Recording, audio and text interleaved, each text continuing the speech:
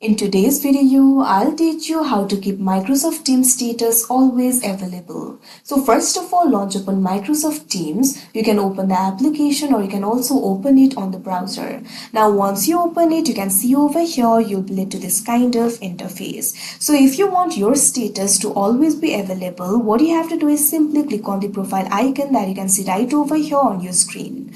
Now you'll be able to find various options over here. You can see over here right now available is selected for me. Now right now you can see over here my status is available. If the available option is not selected for you, make sure to click on it. Now you'll be able to find various options over here. Click on this option available.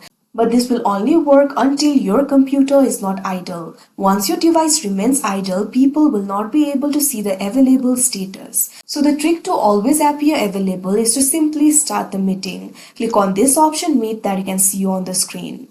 Now once you do that, you'll be led to this kind of interface. What you have to do is simply click on this option, create a meeting link. Now click on this option, create and copy link that you can see on the screen. Now you can see over here the meeting link has been created. Now you'll be able to see the recently created meeting link over here. Click on this option, join.